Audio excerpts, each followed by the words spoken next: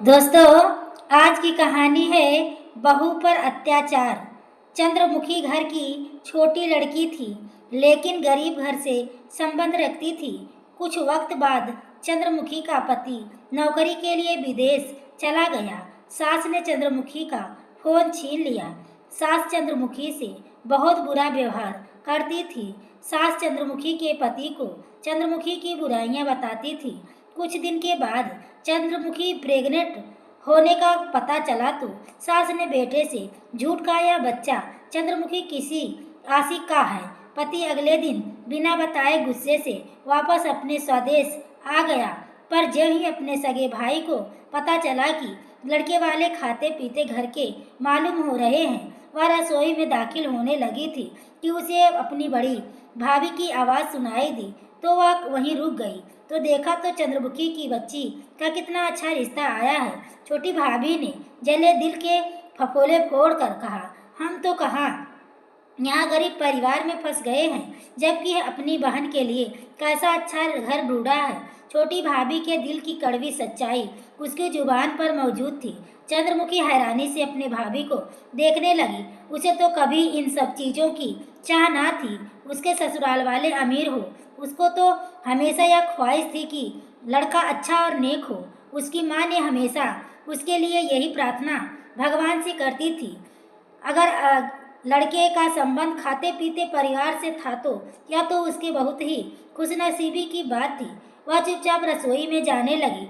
सुनो, तुम क्या लड़के को पहले से जानती हो? उसकी भाभी बड़ी वाली भाभी ने पूछा तो वह चौंक गई। उसने नाम में सिर हिला दिया। अच्छा, मुझे लगा शायद वह लव मैरिज होगी। उसकी भाभी शक के शब्दों में बोली तो चंद्रमुखी के दिल को कुछ हुआ ना। भाभी, ऐसी कोई बात नहीं है। मैं लड़के को और उसके घर वालों को बिल्कुल भी नहीं जानती। यह रिश्ता रामू काका ने लगाया है। उसने खाम खा भाभी को सारे घर की भेद दे दी थी। कहीं वह जाकर भाभीियों को चंद्रमुखी के बारे में कुछ गलत बातें ना कर दे। अच्छा दीदी, चलो, बर्तनों का ढेर पड़ा है, धोकर रख दो। गर्मी बहुत है, मैं तो अपने कमरे में आराम करने जा रही हूँ। उसकी भाभी कड़वे शब्दों में कहती है। रसोई से बाहर निकली तो छोटी भाभी ने भी अपनी जान चुराते हुए उसके पीछे कदम बढ़ा दिए, जबकि चंद्रमुखी ठंडी सांस भरते हुए रसोई में बिखरे बर्तनों को समेटने लगी। वह घर में सबसे छोटी थी। शकल व सूरत की बहुत ही अच्छी, लंबे कद की लड़की दुबली पतली थी। चंद्रमुखी देखने वालों को पहली नज़र में ही भा जाती, मगर गरीबी उसकी खूबसूरती को अपने बस में कर लेती और उसकी खूबसूरती गरीबों के आड़ में छुपा लेती। उसके बड़े 3 भाई थे जो सब शादीशुदा थे। सबसे बड़े भाई की भी शादी हो गई थी, पर वह अलग रहता था और फिर दोनों भाई भी अपनी अपनी जिंदगी में बिजी रहते थे।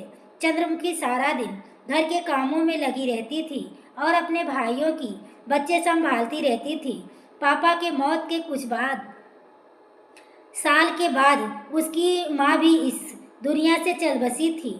चंद्रमुखी अपने आप को बहुत अकेला महसूस करती थी, जबकि उसकी भाभीियों को तो मुफ्त की सुख मिल रहा था।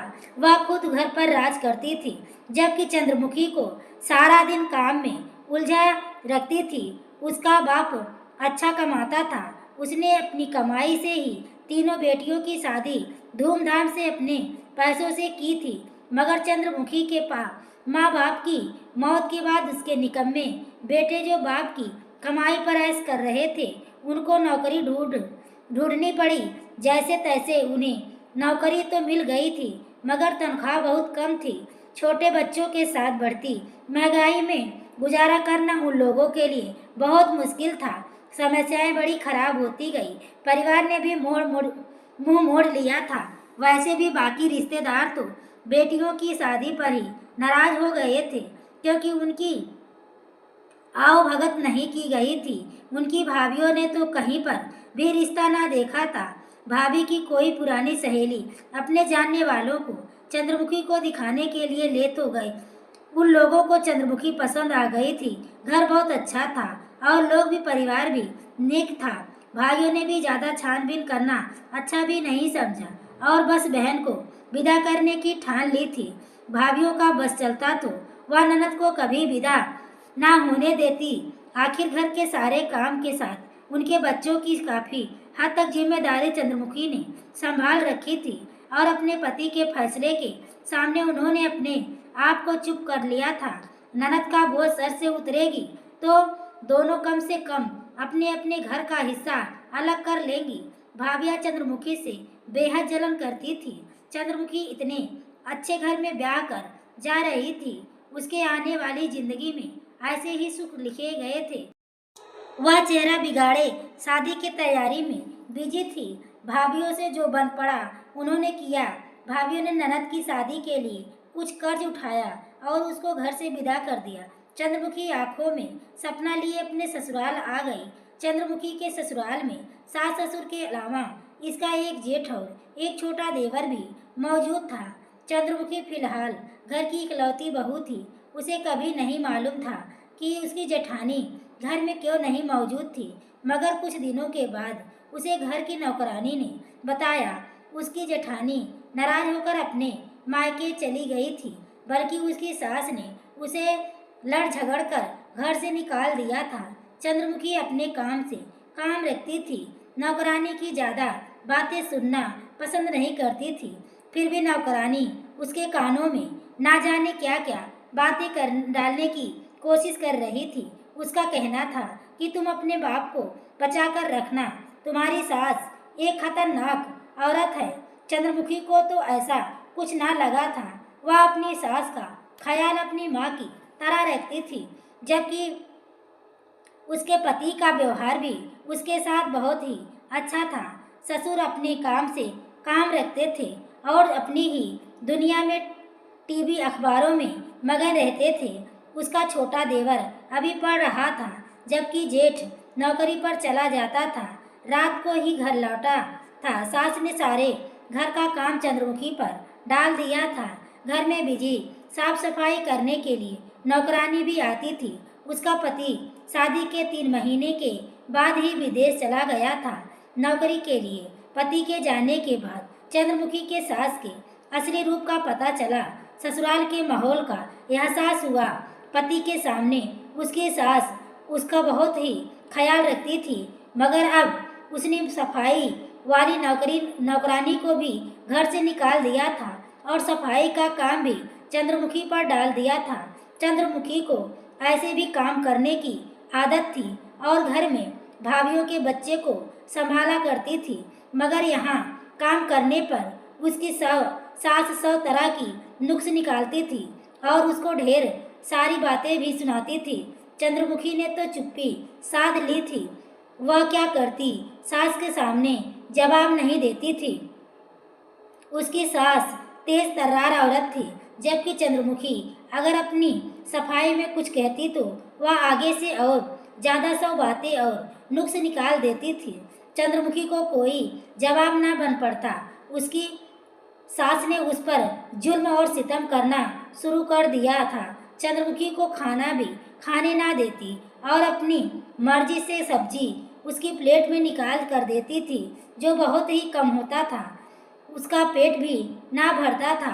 भगवान ना जाने उसकी सास को उससे क्या बैर था। उसने चंद्रमुखी का फोन तक छीन लिया था ताकि वह अपने पति से बात ना कर सके।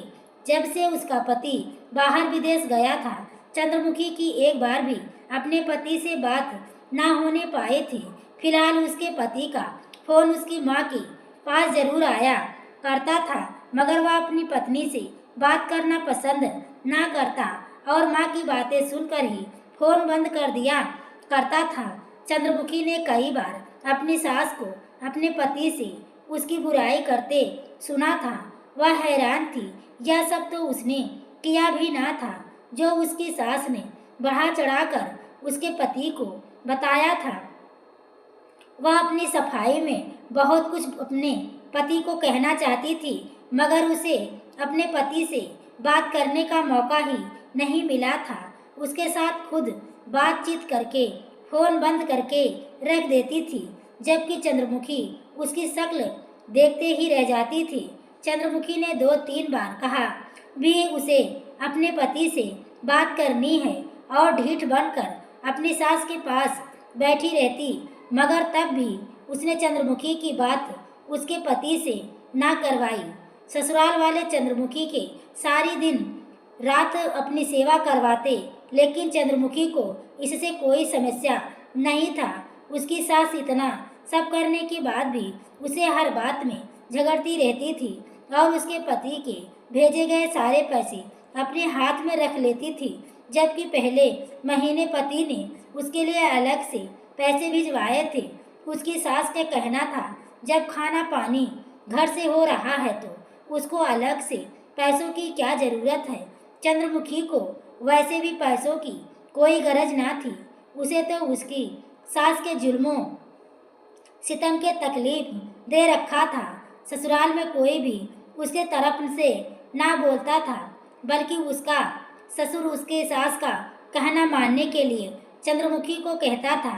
पर चंद्रमुखी सोचती, मैं तो कभी सास के कहे बिना कुछ भी नहीं कहती, और हैरान होती ऐसी कौन सी बात थी जो अपनी सास की मैं नहीं मानी थी। वह अपनी तो श्वास भी अपनी सास की मर्जी से लिया करती थी, फिर भी उसकी सास उसे खुश नहीं हो रही थी। वह रसोई में कामों में बिजी रहती। आज उसकी सास ने ना जाने किसकी दावत रखी हुई थी। शाम खाने पर उसे सब मेहमानों का खाना अकेले पकाना था।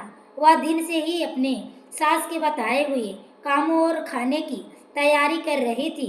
उसकी सास ने उसे कई तरह के खाने तैयार करने का आदेश दिया था। उसकी तबीयत कल से ही खराब थी, मगर वह अपनी परवाह ना करते हुए कामों में लगी रहती। वह नहीं चाहती थी कि उसकी सास यह कहे कि किया क्या, वह कामों की वजह से बीमारी का ड्रामा कर रही है। उसने सारा इंतजाम अच्छे से संभाला था। मेहमान खुश होकर गए, मगर उसकी सास ना खुश हो सकी। मेहमानों के जाते ही वह चंद्रमुखी के शक्ल सूरत पर ताने कसने लगी। उसका कहना था कि चंद्रमुखी ने जानबूझकर बीमारी जैसा शक्ल बना रखा था ताकि मेहमान समझ जाए चंद्रमुखी खुश नहीं है और उसकी सास उस पर जुल्म और सितम करती है। चंद्रमुखी अपने कानों को लपेट कामों में लग गई। वह जानती थी वह कोई ड्रामा नहीं कर रही है। उसकी तबीयत सच में खराब थी। उसने सारे काम किस तरह निभाया वही जानती थी। वह जल्दी जल्दी रसोई को समेटने में लगी हुई थी ताकि जल्दी से अपने कमरे में जाकर आराम कर सके। जे वह बर्तन धोकर पलटी, उसे जोर का चक्कर आया। उसने अपने आप को संभाल न सकी और कुर्सी को पकड़ते हुए नीचे जमीन पर जाकर गिर पड़ी। कुर्सी के गिरने की आवाज़ से उसका जेठ दौड़ा आया। उसे जल्दी से अपनी माँ को आवाज़ दी। सास ने आकर चंद्रमुखी को उठाया। चंद्रमुखी को ख्याल आया कि उसने सुबह से कुछ ना खाया था और कामों में लगी रही। कमजोरी हो गई थी। उसकी सास चंद्रमुखी को डॉक्टर के पास ले जाना नहीं चाहती थी और वह कह रही थी, यह सब चंद्रमुखी का ड्रामा है। अरे हमने तो अपने बच्चों को भी पाले हैं और सारे घर के काम भी खुद किए हैं, मगर हम तो कभी बेहोश ना हुए थे। तुम्हें तो घर के कामों से हमेशा छुटकारा चाहिए। यह चक्कर का बहाना तुम्हारे लिए बहुत अच्छा रहेगा।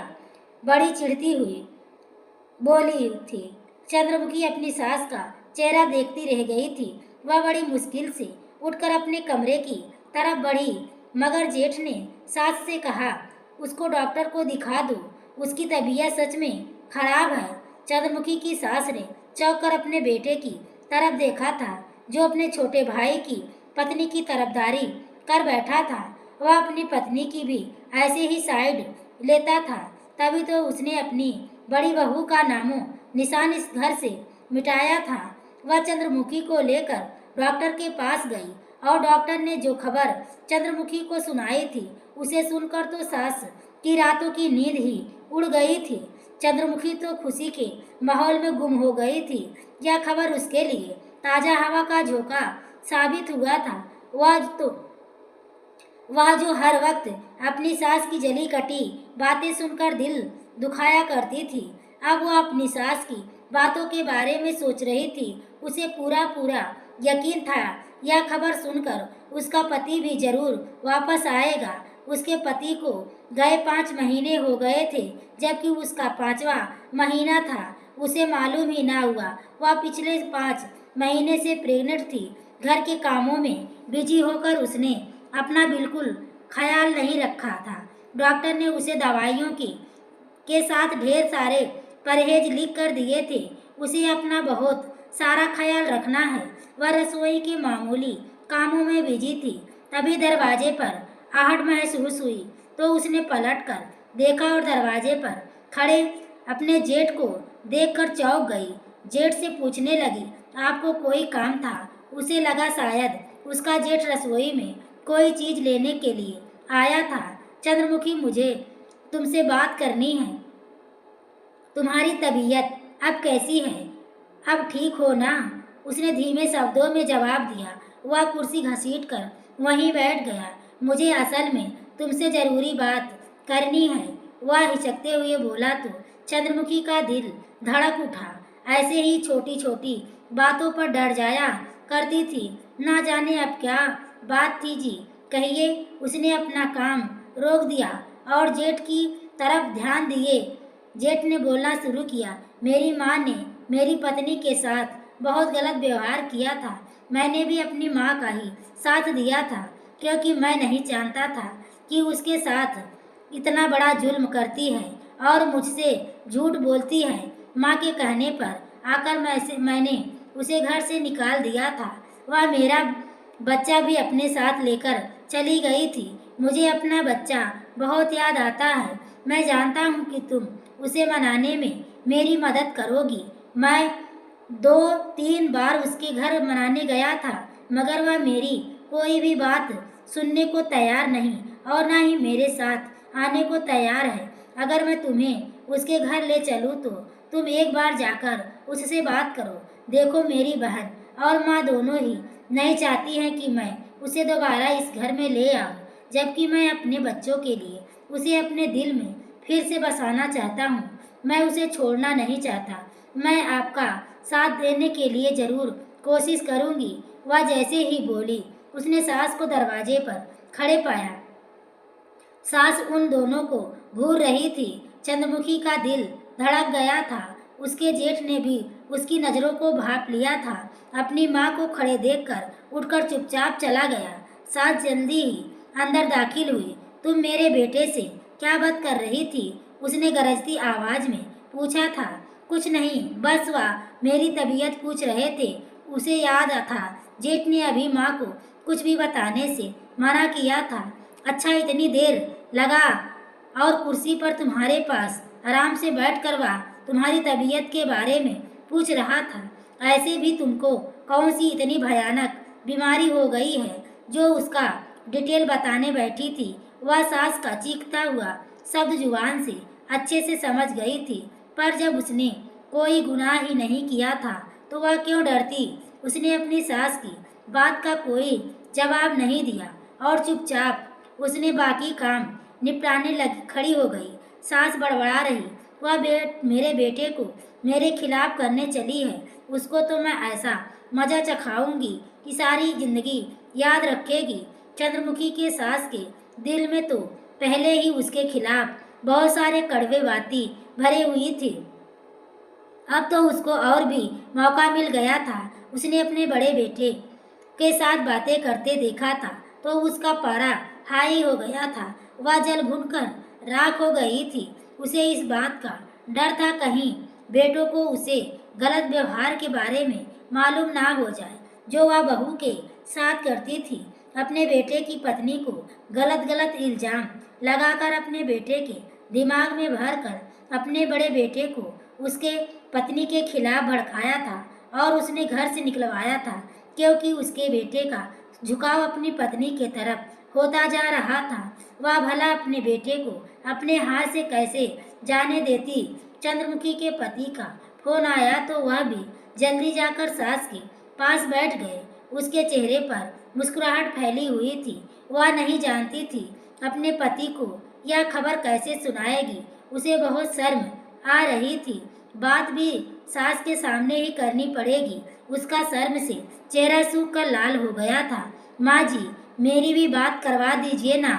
जाने आप अब की बार उसने तीसरी बार यह बात कही थी। सास ने उसे घूर कर देखा और तुम ना जाने घर की सारी समस्याएं अपने बेटे से बताने लगी थी। उसने एक बार भी चंद्रमुखी का नाम नहीं लिया था। चंद्रमुखी जबकि चंद्रमुखी की सास घर की छोटी छोटी बातें तक के बारे में बात कर चुकी थी, मगर उसकी पति के होने वाले बच्चे के बारे में उसने कोई बातें नहीं की थी। जब चंद्रमुखी को टस से मस होते नहीं देखा तो वो हार कर ऐसे शब्द निकाले, हाँ बेटा, तुम्हारी पत्नी ने भी गुल खिला दिया है। जब सास ने ऐसा किसी तरह से यहाँ से हिलने वाली नहीं है, तब उसने मजबूरी में आकर यह बात कही थी, वरना फिलहाल वह अपने बेटे के आने वाले बच्चे के बारे में बताने का उसका कोई इरादा नहीं था। तुम्हें गए 6-7 महीने हो गए, ना जाने किसका बच्चा कोख में उठाए फिर रही है। जरूर उसने यहाँ कहीं चक्कर चला रखा है। और वह तो हैरान परेशान होकर सास की बात सुन रही थी। इतने गंदे इल्जाम पर फपक कर रोने लगी थी। अब आप क्या कह रही हैं? मेरे पति का दिल मेरी तरफ से बुरा कर रही हैं। उसने सास को रोकने की कोशिश की, मगर वह कहाँ रुकने वाली थी। देखो बेटा, ऐसी पत्नियों को चोटी पकड़कर घर से बाहर निकाल देना चाहिए, जो पति की गैर मौजूदगी में खुद पर काबू ना कर पाती या अपने किसी आशिक के साथ उसने अपना मुंह काला किया होगा। पति परदेश में है और यहाँ प्रेग्नेंट हो गई। माँ जी, आप ऐसा ना कहिए। क्यों आप मेरे किरदार पर कीचड़ उछाल रही हैं? उसने रोते हुए आगे बढ़कर अपनी सास के हाथ से फोन लिया और जल्दी कान से लगाए। मेरी बात सुनिए। उसने अपने पति को पुकारा, मगर दूसरी तरफ से फोन कट हो चुका था। वह बेहद परेशान थी। साथ में वह उस पर जो इल्जाम लगाया था, वह भी उसके पति के सामने। यह बात उसे किसी तरह हजम नहीं हो रही थी। वह क्या करती? पति को कैसे अपनी सफाई देती?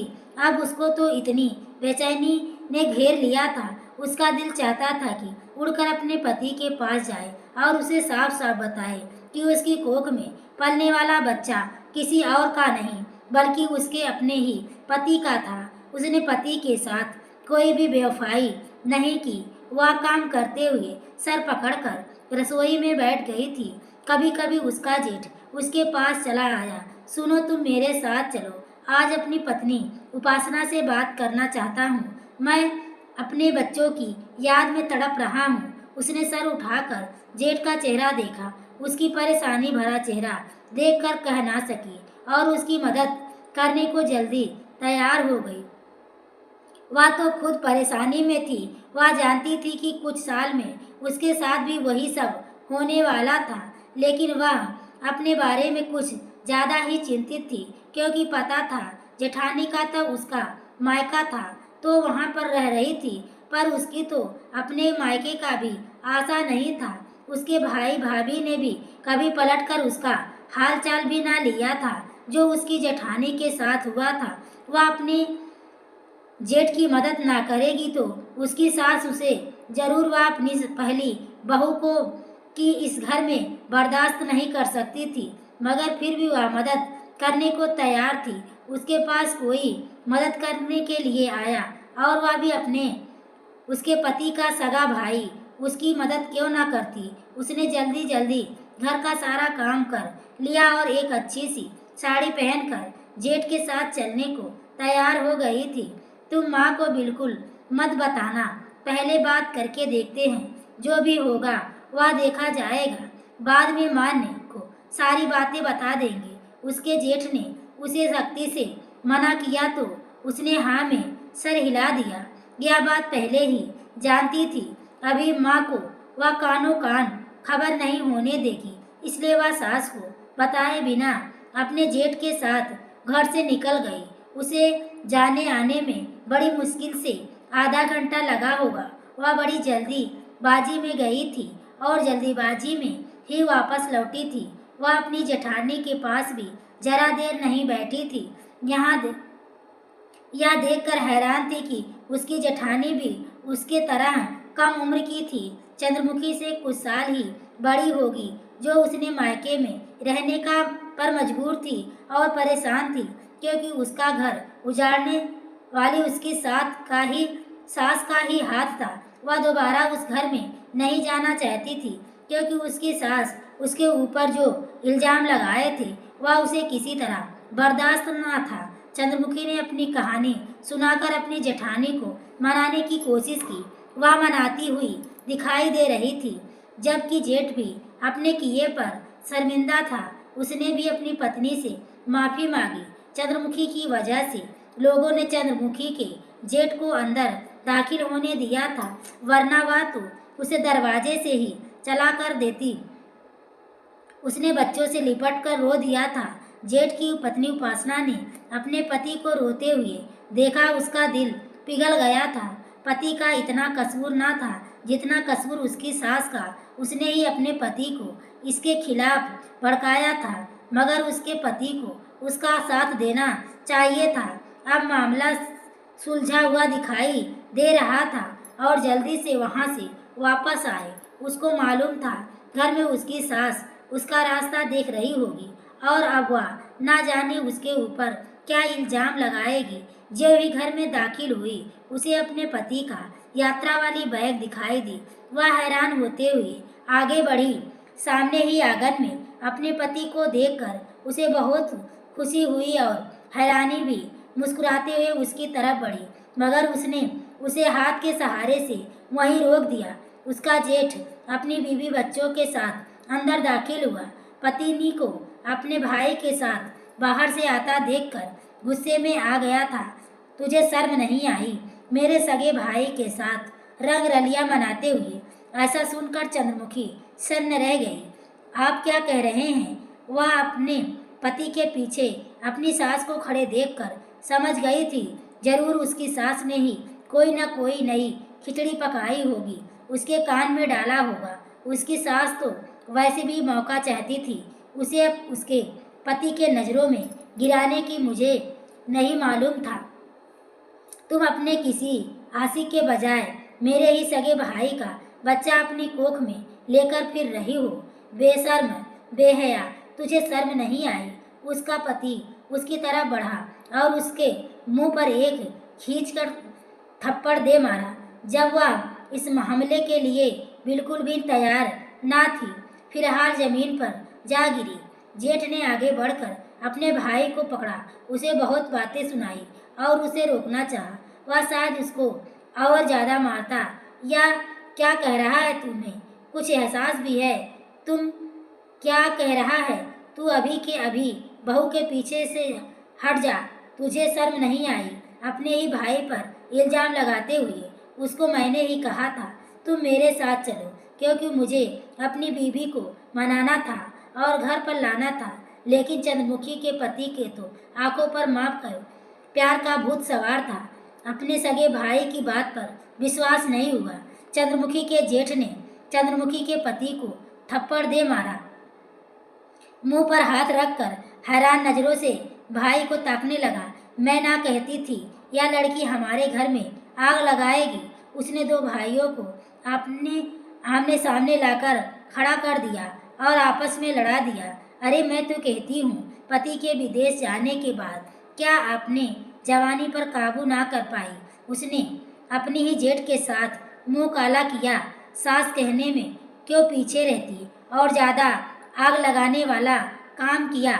चंद्रमुखी हैरानी से अपनी सास और अपने पति के चेहरे को ताक रही थी। यह लोग किस तरह की घटिया इंसान हैं, यह सोच भी नहीं सकती थी। वह अपनी सफाई में कहती भी तो क्या कहती, ऐसे लोगों के सामने सफाई देना बेकार था। उसकी जेठानी ने सही किया था जो छुट्टी के साथ अपने मायके जाकर बैठ गई थी। उन लोगों के सामने बोलने का कोई फायदा नहीं था। ऐसा कुछ भी नहीं, यह इल्जाम लगा रही है मुझ पर। वह चीख कर बोल रही, यह झूठ है, बिल्कुल झूठ है। बच्चा किसी और का नहीं बल्कि आपका ही है। उसने अपनी सफाई देने की कोशिश की, मगर बेकार रहा।